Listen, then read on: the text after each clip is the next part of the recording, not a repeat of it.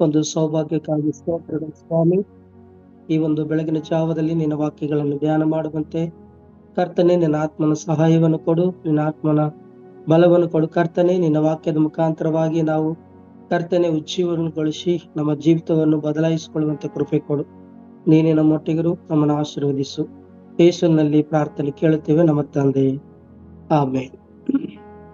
ಪ್ರೀತಿಯುಳ್ಳ ನನ್ನ ಎಲ್ಲ ದೇವ ಜನರಿಗೂ, ಎಲ್ಲ ನನ್ನ ಹಿರಿಯರಿಗೂ ಯೇಸು ಕ್ರಿಸ್ತನ ನಾಮದಲ್ಲಿ ನಿಮ್ಮೆಲ್ಲರಿಗೂ ಕೂಡ ನನ್ನ ವಂದನೆಗಳನ್ನು ತಿಳಿಸುವಂತವನಾಗಿದ್ದೇನೆ. ಮತ್ತು ಈ ಅವಕಾಶವನ್ನು ಕೊಟ್ಟಂತ ದೇವರಿಗೂ, ನಮ್ಮ ಮೇಲಿನ ಡೈರೆಕ್ಟರ್ ಆಗಿರುವಂತ ಗುಣಾಂಕಲ್ ಅವರಿಗೂ ಕೂಡ ಯೇಸು ಕ್ರಿಸ್ತನ ನಾಮದಲ್ಲಿ ವಂದನೆಗಳನ್ನು ಸಲ್ಲಿಸುವಂತವನಾಗಿದ್ದೇನೆ. ಪ್ರೀತಿಯುಳ್ಳ ದೇವ ಜನರೇ, ಈ ಒಂದು ಬೆಳಗಿನ ಜಾವದಲ್ಲಿ ದೇವರು ಕೊಟ್ಟಂತ ಈ ಒಳ್ಳೆಯ ಸಮಯಕ್ಕಾಗಿ ನಾವು ದೇವರಿಗೆ ಸ್ತೋತ್ರ ಹೇಳೋಣ. ಈ ಒಂದು ಬೆಳಗಿನ ಜಾವದಲ್ಲಿ ಯೆಶಾಯನ ಪ್ರವಾದನೆ ಪುಸ್ತಕ 35ನೇ ಅಧ್ಯಾಯ 1ರಿಂದ 10 ವಚನಗಳನ್ನು ನಾವು ಧ್ಯಾನ ಮಾಡುವಂತವರಿದ್ದೇವೆ.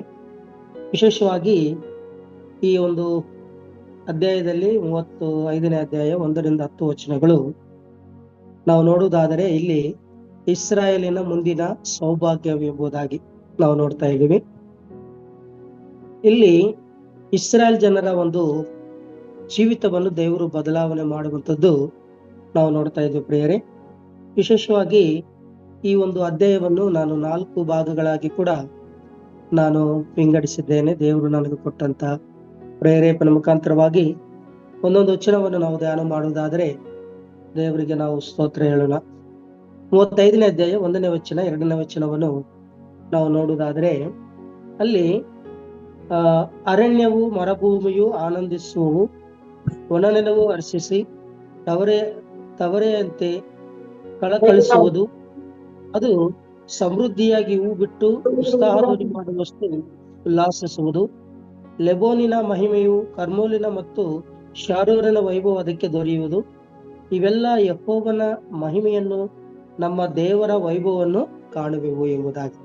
ಪ್ರೀತಿಯುಳ್ಳ ದೇವ ಜನರೇ, ಇಲ್ಲಿ 1ನೇ ಭಾಗದಲ್ಲಿ ನಾವು ನೋಡ್ತಾ ಇದ್ದೀವಿ ಏನಂತಂದ್ರೆ, ಈ 1ನೇ ಭಾಗಕ್ಕಿಂತ ಮುಂಚಿತವಾಗಿ ನಾವು 34ನೇ ಅಧ್ಯಾಯದಲ್ಲಿ ಇಸ್ರಾಯೇಲ್ ಜೀವಿತದಲ್ಲಿ ಒಂದು ವಿಶೇಷವಾದಂತ ಘಟನೆಯನ್ನು ನಾವು ನೋಡುವಂತವರಾಗಿದ್ದೇವೆ. ಇಲ್ಲಿ 34ನೇ ಅಧ್ಯಾಯದಲ್ಲಿ ಏನ್ ನೋಡ್ತಾ ಇದ್ವಿ ಅಂತಂದ್ರೆ, ಯೆಹೋವನ ಜನಾಂಗಗಳನ್ನು ದಂಡಿಸುವುದಂತಂದ್ರೆ ಅಲ್ಲಿ ತೀರ್ಪು ಕೊಡುವಂತದ್ದು ನೋಡ್ತಾ ಇದೀವಿ. 34ನೇ ಅಧ್ಯಾಯದಲ್ಲಿ ಆ ಜನರಿಗೆ ತೀರ್ಪು ಅಂತಂದ್ರೆ ಅವರಿಗೆ ಒಂದು ಶಿಕ್ಷೆ ವಿಷಯದಲ್ಲಿ ಅವರಿಗೆ ಎಚ್ಚರಿಕೆ ಕೊಡ್ತಾ ಇದ್ದಾರೆ. ಆ ಶಿಕ್ಷೆ ಯಾವಾಗ ಆಯ್ತು ಅಂದ್ರೆ ಆ ಶಿಕ್ಷೆ ಮುಖಾಂತರವಾಗಿ ಅವರಿಗೆ ಒಂದು ಸಮೃದ್ಧಿ ಜೀವಿತವನ್ನು ಕೊಡ್ತಾ ಇದ್ದಾರೆ. ಅಂತಂದ್ರೆ ಇಸ್ರಾಯೇಲನ ಮುಂದಿನ ಒಂದು ಸೌಭಾಗ್ಯ. ಯಾವತ್ತೂ ಕೂಡ ಮನುಷ್ಯನು ಕೆಟ್ಟು ಹೋಗಿರುವುದಕ್ಕಿಂತ ಮುಂಚೆ ಆತನಿಗೆ ಒಳ್ಳೆಯ ಒಂದು ಬುದ್ಧಿ ಬರಬೇಕಾದ್ರೆ ಆ ಕೆಟ್ಟದ ಒಂದು ಅನುಭವ ಗೊತ್ತಾದ ಮೇಲೆನೆ ಆ ಒಂದು ಒಳ್ಳೆ ಜೀವಿತವನ್ನು ಕಂಡುಕೊಳ್ಳುತ್ತಾನೆ. ಅದೇ ರೀತಿಯಲ್ಲಿ ದೇವರು ಇಸ್ರಾಯೇಲ್ ಜನರನ್ನು, ಇಸ್ರಾಯೇಲ್ ಬಗ್ಗೆ ಒಂದು ದಂಡನೆ ಕೊಟ್ಟಿದ ಮೇಲೆ ಅವ್ರಿಗೆ ಒಳ್ಳೆ ಒಂದು ಜೀವಿತವನ್ನು ಅವ್ರಿಗೆ 35ನೇ ಅಧ್ಯಾಯದಲ್ಲಿ ನಾವು ನೋಡ್ತಾ ಇದ್ದೀವಿ. ಅದಕ್ಕೆ ಪ್ರೀತಿಯುಳ್ಳ ದೇವ ಜನರೇ, ಈ ಅಧ್ಯಾಯದಲ್ಲಿ ನಾವು ನೋಡ್ತೀವಿ ಏನಂತಂದ್ರೆ ಅಲ್ಲಿ ಮಾನವರಿಗೂ ಒಂದು ಒಳ್ಳೆ ಆಶೀರ್ವಾದ ಜೀವಿತವನ್ನು ತರುವಂತವರಾಗಿದ್ದಾನೆ ಈ ಅಧ್ಯಾಯದಲ್ಲಿ. ಅದಕ್ಕೆ ನಾವು 1ನೇ ವಚನದಲ್ಲಿ ಕೂಡ ನಾವು ನೋಡ್ತೀವಿ ಏನಂತಂದ್ರೆ, ಶಾಂತಿ ಸಮಾಧಾನ ಬೇಕಾದರೆ ಅಲ್ಲಿ ಅರಣ್ಯವು ಮರುಭೂಮಿ ಆನಂದಿಸುವುದು, ಒಣನೆಲವು ಹರ್ಷಿಸುವ ತಾರೆಯಂತೆ ಕಳಕಳಿಸುವುದು. ಇಲ್ಲಿ ನಾವು ನೋಡ್ತೀವಿ ಯಾವತ್ತೂ ಕೂಡ ವಾಕ್ಯ ನಾವು ಆತ್ಮಿಕ ರೀತಿಯಲ್ಲಿ ನಾವು ಅರ್ಥ ಮಾಡ್ಕೋಬೇಕು. ಇವತ್ತಿನ ದಿವಸ ನಾವು ದೇವರ ವಾಕ್ಯವನ್ನು ಅರ್ಥ ಮಾಡಿಕೊಡೋದ್ರಲ್ಲಿ ಬಹಳ ಅದ್ಭುತವಾದಂತ ಸಂದೇಶ ನಮಗೆ ಕೊಡ್ತಾರೆ ದೇವರು. ಅದಕ್ಕೆ ಇಲ್ಲಿ ಈ ಅಧ್ಯಾಯದಲ್ಲಿ ನಾವು ನೋಡ್ತೀವಿ ಅಂತಂದ್ರೆ ದೇವರವರ ಜೀವಿತವನ್ನು ಬದಲಾವಣೆ ಮಾಡ್ತಾ ಇದ್ದಾರೆ. ಅದಕ್ಕೆ 34ನೇ ಅಧ್ಯಾಯದವರೆಗೆ ಕೂಡ ದೇವರ ಒಂದು ತಾಳ್ಮೆಯನ್ನು ನೋಡುತ್ತಾನೆ ಎಂಬುದಾಗಿ ಯೆಶಾಯನು ಹೇಳ್ತಾ ಇದ್ದಾನೆ.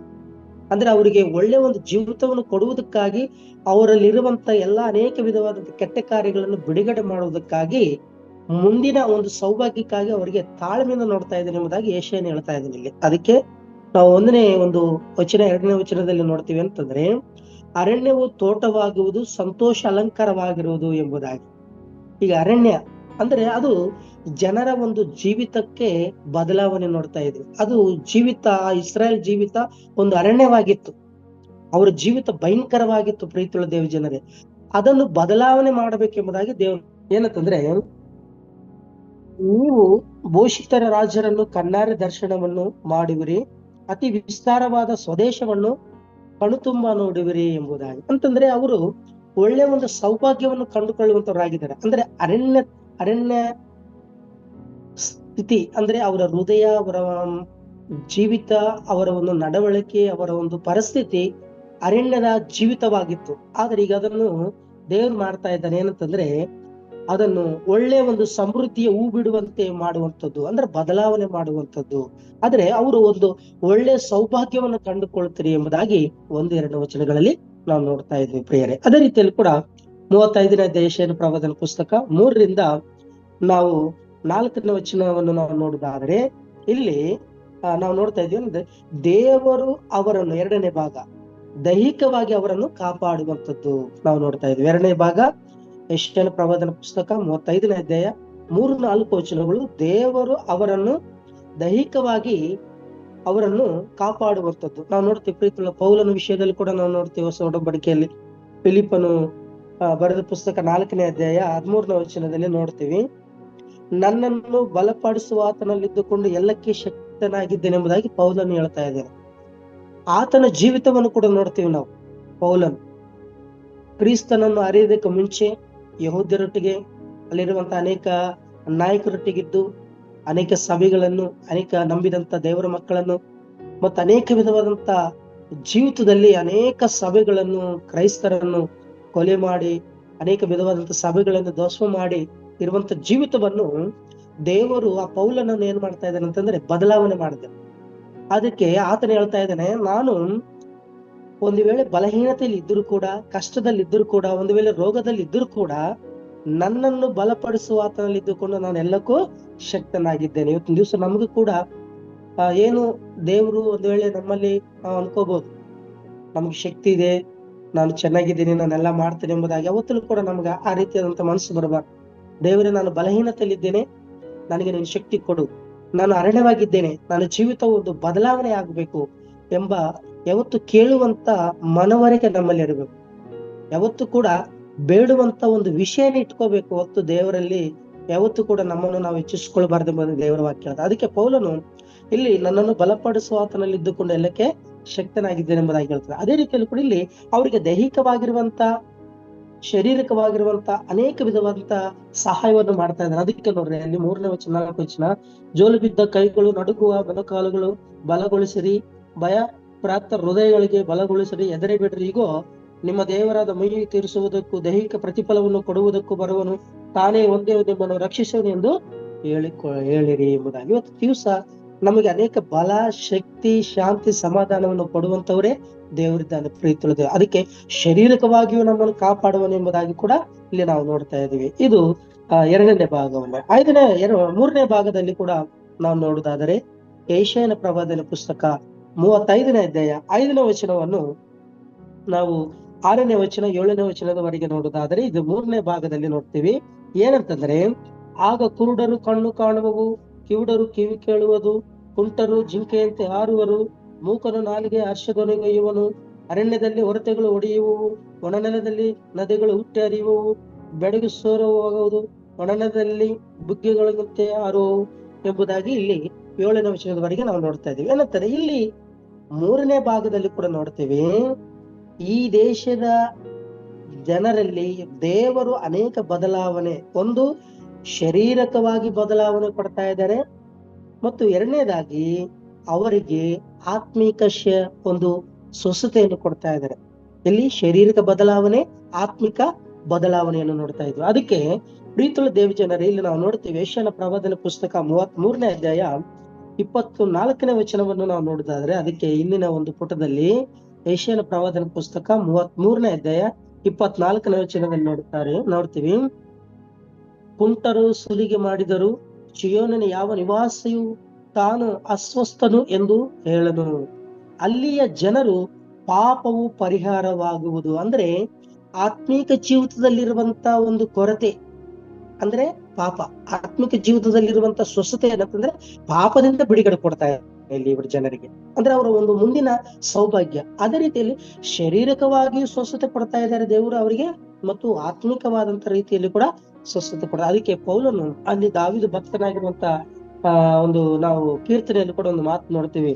ಇಲ್ಲಿ ಕೊರಾಫು ಮಕ್ಕಳು ಒಂದು ಕೀರ್ತನೆಯಲ್ಲಿ 41ನೇ ಕೀರ್ತನೆಯನ್ನು ನಾವು ನೋಡುದಾದ್ರೆ 41ನೇ ಕೀರ್ತನೆ 4ನೇ ವಚನದಲ್ಲಿ ನಾವು ನೋಡ್ತೀವಿ. ಏನಂತಂದ್ರೆ 41 ಇಲ್ಲಿ ದಾವೀದನು ಹೇಳ್ತಾ ಇದ್ದಾನೆ. ಏನಂತಂದ್ರೆ 41ನೇ ಕೀರ್ತನೆ 4ನೇ ವಚನದಲ್ಲಿ ಹೇಳ್ತಾನೆ ದಾವೀದನು. ಏನಂತಂದ್ರೆ, ನಾನಂತೂ ಯೆಹೋವನನ್ನೇ ನಿನ್ನ ಆಜ್ಞೆಯನ್ನು ಮೀರಿ ಪಾಪ ಮಾಡಿದ್ದೇನೆ, ನನ್ನನ್ನು ಕರುಣಿಸು, ಸ್ವಸ್ಥ ಮಾಡು ಅಂದನು. ಅಂತಂದ್ರೆ ಇಲ್ಲಿ ಕೂಡ ದಾವೀದನಿಗೆ ಆತ್ಮಿಕವಾದಂತ ಸ್ವಸ್ಥತೆ ಕೊಡುವಂತದ್ದು ಕೂಡ ನಾವು ನೋಡ್ತಾ ಇದ್ವಿ. ಪ್ರೀತಿಯ ದೇವಜನರೇ, ಇಲ್ಲಿ ಇವತ್ತಿನ ದಿವಸ ಅನೇಕ ಜನರಿಗೆ ದೈಹಿಕವಾಗಿಯೂ ಮತ್ತು ಆತ್ಮಿಕವಾದ ಸ್ವಸ್ಥತೆಯನ್ನು ಕೊಡ್ತಾ ಇದ್ದಾನೆ. ಯಾಕಂತಂದ್ರೆ ಈಗ ನಮ್ಮ ಒಂದು ಸ್ವಸ್ಥ ಜೀವಿತವನ್ನು ಹೊಂದ್ಕೊಂಡಾಗನೇ ನಮಗೊಂದು ಸೌಭಾಗ್ಯ ದೇವರು ಕೊಡುವಂತದ್ದನ್ನು ನಾವು ನೋಡ್ತೇವೆ. ಇವತ್ತಿನ ದಿವಸ ನಾವು ಧರ್ಮೋಪದೇಶ ಕಾರಣದಲ್ಲಿ ಯಾವತ್ತೂ ಕೂಡ ದೇವರಿಗೆ ವಿಧಿಯರಾದರೆ ಅನೇಕ ಆಶೀರ್ವಾದಗಳುಂಟು ಎಂಬುದಾಗಿ ಧರ್ಮೋಪದೇಶ 28ನೇ ಅಧ್ಯಾಯ 1ರಿಂದ 14 ವಚನಗಳು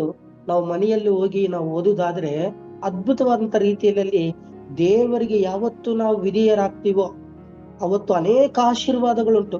ನೀನು ಹೊರಗೆ ಹೋದರೂ ಆಶೀರ್ವಾದ, ಮನೆಯಲ್ಲಿ ಇದ್ರೂ ಕೂಡ ಆಶೀರ್ವಾದ, ನಿನ್ನ ಕೆಲಸ ಮಾಡಿದ್ರು ಆಶೀರ್ವಾದ, ನೀನು ಏನೇ ಕಾರ್ಯಗಳು ಮಾಡಿದ್ರು ಆಶೀರ್ವಾದ ಎಂಬುದಾಗಿ ಧರ್ಮೋಪದೇಶ ಕಾಂಡ 28ನೇ ಅಧ್ಯಾಯ 1ರಿಂದ 14 ವಚನಗಳು ನಾವು ಸ್ಪಷ್ಟವಾಗಿ ಓದಿದ್ರೆ ಬಹಳ ಅದ್ಭುತವಾದಂತಹ ಆಶೀರ್ವಾದಗಳಲ್ಲಿ ಉಂಟು. ಅದೇ ರೀತಿಯಲ್ಲಿ ಕೂಡ ಇಲ್ಲಿ ಇಸ್ರಾಯೇಲಿನ ಒಂದು ಸೌಭಾಗ್ಯವನ್ನು ಕೂಡ ಬದಲಾವಣೆ ಮಾಡುವುದು ಕಾರಣ ಅಂತಂದ್ರೆ ಇವರು ವಿಧೇಯರಾಗುವುದು ನಾವು ನೋಡ್ತಾ ಇದೀವಿ ಇಲ್ಲಿ. ಅಂದ್ರೆ 34ನೇ ಅಧ್ಯಾಯದಲ್ಲಿ ಅವರಿಗೆ ದಂಡನೆಯನ್ನು ನೋಡ್ತಾ ಇದ್ದೀವಿ. ಆ ದಂಡನೆಯನ್ನು ಅನುಭವಿಸಿ ಅವರು ವಿಧೇಯರಾಗುವಾಗ ಅವರ ಒಂದು ಜೀವಿತವನ್ನು, ಅರಣ್ಯವಾಗಿರುವಂತಹ ಜೀವಿತ ಬದಲಾವಣೆ ಮಾಡ್ತಾ ಇದ್ದಾನೆ, ಶಾರೀರಿಕವಾಗಿರುವಂತಹ ಜೀವಿತವನ್ನು ಬದಲಾವಣೆ ಮಾಡ್ತಾ ಇದ್ದಾನೆ ಮತ್ತು ಆತ್ಮಿಕವಾಗಿರುವಂತಹ ಜೀವಿತವನ್ನು ಬದಲಾವಣೆ ಮಾಡ್ತಾನೆ ಎಂಬುದಾಗಿ ಇಲ್ಲಿ ಯೆಶಾಯ ನಮಗೆ ತಿಳಿಸುವಂತವರಾಗಿದ್ದಾನೆ. ಪ್ರೀತಿಯುಳ್ಳ ದೇವಜನರೇ, ಅದೇ ರೀತಿಯಲ್ಲಿ ಕೂಡ ಈ ಯೆಶಾಯನ ಪ್ರವಾದನ ಪುಸ್ತಕದಲ್ಲಿ ಕೊನೆಯ 4ನೇ ಭಾಗವನ್ನು ನೋಡುವುದಾದರೆ ಯೆಶಾಯನ ಪ್ರವಾದನ ಪುಸ್ತಕ 35ನೇ ಅಧ್ಯಾಯ 8ನೇ ವಚನದಿಂದ 10 ವಚನಗಳನ್ನು ಕೂಡ ನಾವು ನೋಡುವುದಾದರೆ ಇಲ್ಲಿ ಪ್ರೀತಿಯುಳ್ಳ ದೇವಜನರೇ, ನೀತಿವಂತರು ಮತ್ತೊಮ್ಮೆ ಯೆರೂಸಲೇಮಿಗೆ ಹೋಗುತ್ತಾರೆ ಎಂಬುದಾಗಿ ನಾವು ನೋಡ್ತಾ ಇದ್ದೀವಿ. ಅದಕ್ಕೆ ನೋಡ್ರಿ, ರಾಜ ಮಾರ್ಗವಿರುವುದು, ಹೌದು, ಹೋಗಿ ಬರುವ ದಾರಿ, ಅದು ಪರಿಶುದ್ಧವಾದ ಮಾರ್ಗ ಎನಿಸಿಕೊಳ್ಳುವುದು. ಯಾವ ಅಶುದ್ಧನು ಅಲ್ಲಿ ನಡೆಯನು, ಅದು ದೇವಜನರಿಗಾಗಿ ಇರುವುದು.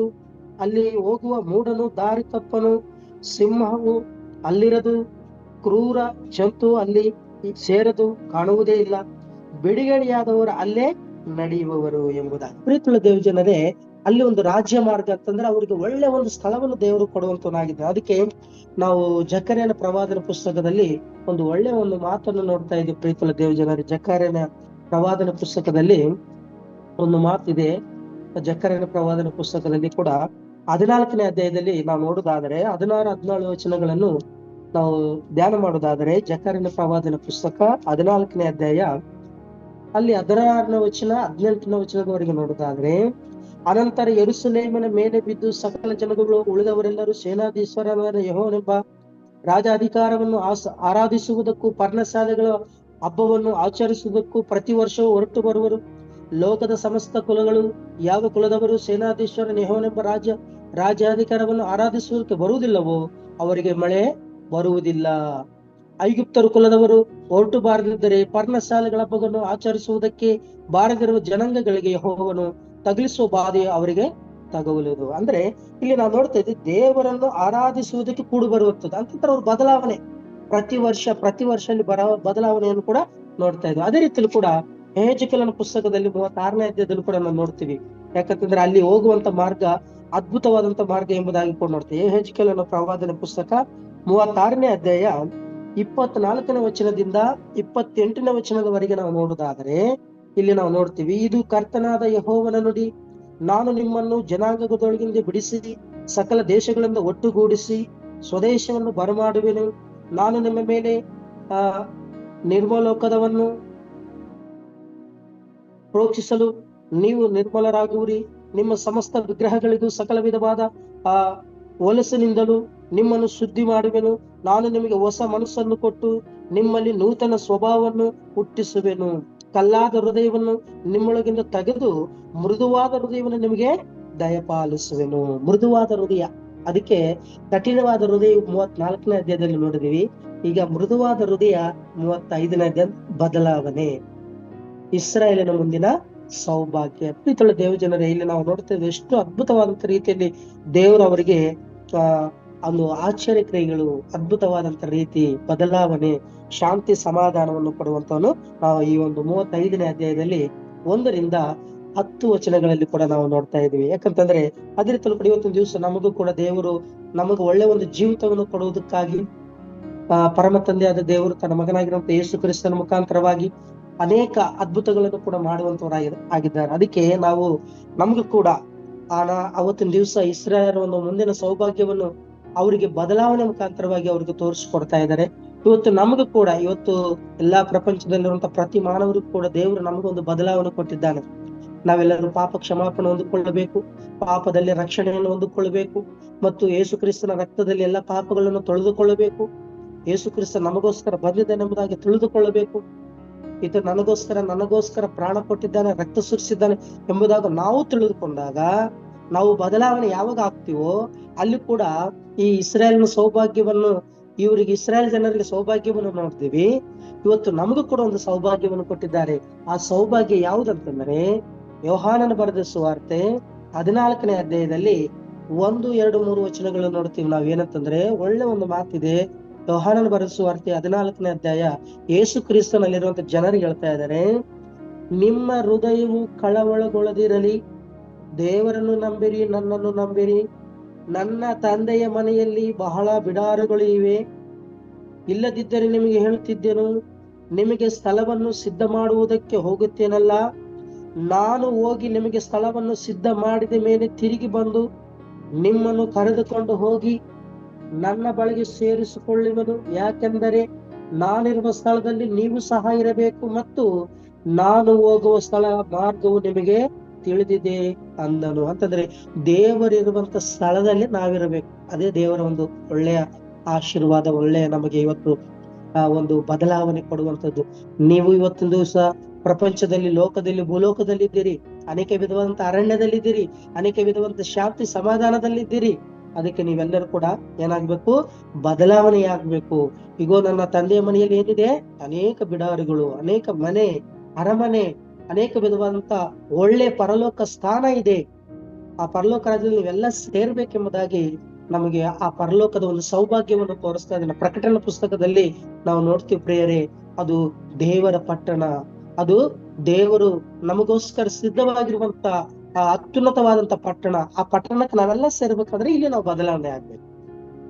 ಇಸ್ರಾಯೇಲರು ಯಾವ ರೀತಿಯಲ್ಲಿ ಬದಲಾವಾಗಿದ್ದಾರೆ, ಅವ್ರ ಸೌಭಾಗ್ಯ ಯಾವ ರೀತಿಯಲ್ಲಿ ಕೊಟ್ರು. ಒಂದನೇದಾಗಿ ನೋಡಿದ್ವಿ ನಾವು ಏನಂತಂದ್ರೆ ಅವರ ಒಂದು ಜೀವಿತವನ್ನು ದೇವರು ಬದಲಾವಣೆ ಮಾಡ್ತಾ ಇದ್ದಾನೆ. ಒಂದನೇದಾಗಿ ನೋಡಿದ್ವಿ ಏನಂತಂದ್ರೆ ಅವರು ಒಂದು ಬದಲಾವಣೆಯನ್ನು ನೋಡಿದ್ವಿ. ಎರಡನೇದಾಗಿ ನೋಡ್ತೀವಿ ಅವರು ದೈಹಿಕವಾಗಿ ಕೂಡ ಅವರನ್ನು ಕಾಪಾಡಿದ್ದಾನೆ. ಮೂರನೇದಾಗಿ ನೋಡಿದ್ವಿ ಅವರಿಗೆ ಆತ್ಮಿಕವಾಗಿ, ಶಾರೀರಿಕವಾಗಿ ಕೂಡ ಅವರಿಗೆ ದೇವರು ಬದಲಾವಣೆ ಕೊಟ್ಟಿದ್ದಾನೆ. ನಾಲ್ಕನೇದಾಗಿ ನೋಡಿದ್ವಿ ನೀತಿವಂತರು ಮತ್ತೊಮ್ಮೆ ಯೆರೂಸಲೇಮಿಗೆ ಹೋಗುತ್ತಾರೆ. ಇವತ್ತು ನಾವು ಕೂಡ ಬದಲಾವಣೆಯಾಗಿ ಈ 4 ಕ್ರಿಯೆಗಳು ನಮ್ಮ ಜೀವಿತದಲ್ಲಿ ಕೂಡ ಬದಲಾವಣೆಯಾಗಬೇಕು. ನಾವು ಕೂಡ ಅವ್ರು ಯೆರೂಸಲೇಮಿಗೆ ಹೋದ್ರು, ನಾವೆಲ್ಲರೂ ಕೂಡ ದೇವರ ಪಟ್ಟಣಕ್ಕೆ, ಪರಲೋಕ ಹೋಗ್ಬೇಕು. ಅದಕ್ಕೆ ಯೇಸು ಕ್ರಿಸ್ತನ ಲೋಕಕ್ಕೆ ಬಂದಿದ್ದಾರೆ, ನಮ್ಮೆಲ್ಲರಿಗೋಸ್ಕರ ಪ್ರಾಣ ಕೊಟ್ಟಿದ್ದಾರೆ, ನಮ್ಮೆಲ್ಲರಿಗೋಸ್ಕರ ರಕ್ತವನ್ನು ಸುರಿಸಿದ್ದಾನೆ. ಆ ಸತ್ಯವನ್ನು ನಾವು ಗ್ರಹಿಸಿಕೊಂಡು ಆತನ ಮಾರ್ಗದಲ್ಲಿ ನಾವು ನಡೆದಾದರೆ ನಾವು ಒಳ್ಳೆ ಜೀವಿತವನ್ನು ಕಂಡುಕೊಳ್ತೇವೆ. ಅದಕ್ಕೆ ನೋಡ್ತೀವಿ ನಾವು ಅಲ್ಲಿ ನಮಗೆ ಡಿಸ್ಪ್ಲೇ ಅಲ್ಲಿ ಹಾಕಿದ್ದಾರೆ ಸರ್ ಅವರು. ಒಳ್ಳೆ ಒಂದು ಆ ಚಿತ್ರಪಟದಲ್ಲಿ ನೋಡ್ತೀವಿ ಎಷ್ಟು ಒಳ್ಳೆ ಒಂದು ಸೌಭಾಗ್ಯ, ಇಸ್ರಾಯೇಲಿನ ಮುಂದಿನ ಸೌಭಾಗ್ಯ. ಅಲ್ಲಿ ನಾವು ಚಿತ್ರದಲ್ಲಿ ಅಷ್ಟೇ ನೋಡ್ತಾ ಇದೀವಿ. ಅಲ್ಲಿ ಹೋದಂತ ಜನರಿಗೆ ಎಷ್ಟು ಆನಂದವಾಗಿರಬಹುದು. ಅರಣ್ಯ ಭೂಮಿಯಾಗಿರುವಂತ ಆ ಜೀವಿತ ಆನಂದಮಯವಾಗಿದೆ. ಇವತ್ತು ಭೂಲೋಕದಲ್ಲಿ ನಮ್ಮ ಜೀವಿತಕ್ಕೂ ಅರಣ್ಯಕರವಾಗಿದೆ. ಆದರೆ ಒಂದಾನೊಂದು ದಿನ ಪರಲೋಕಕ್ಕೆ ನಾವು ಸೇರಬೇಕು. ಸೇರಿದಾಗನೇ ನಮಗೆ ಆ ಪರಲೋಕ ಪಟ್ಟಣದ ಒಂದು ಸೌಭಾಗ್ಯ, ಆನಂದ, ಸಂತೋಷ, ಸಮಾಧಾನ ಎಲ್ಲಿ ಕೂಡ ನಮಗೆ ಸಿಗುವುದಿಲ್ಲ ಪ್ರಿಯರೇ. ಹಂಗಾಗಿ ನಾವೆಲ್ಲರೂ ಕೂಡ ಆ ಇಸ್ರಾಯೇಲಿನ ಒಂದು ಸೌಭಾಗ್ಯವನ್ನು ನಾವು ಈ ರೀತಿಯಲ್ಲಿ ನೋಡಿದ್ವಿ. ಪರಲೋಕ ಭಾಗ್ಯವನ್ನು ನೋಡುವುದಾದರೆ ನಾವು ಈ ಲೋಕವನ್ನು ಬಿಟ್ಟು ಪರಲೋಕ ಹೋದಾಗ ಆ ಭಾಗ್ಯವನ್ನು ಕಂಡುಕೊಳ್ಳುತ್ತೇವೆ.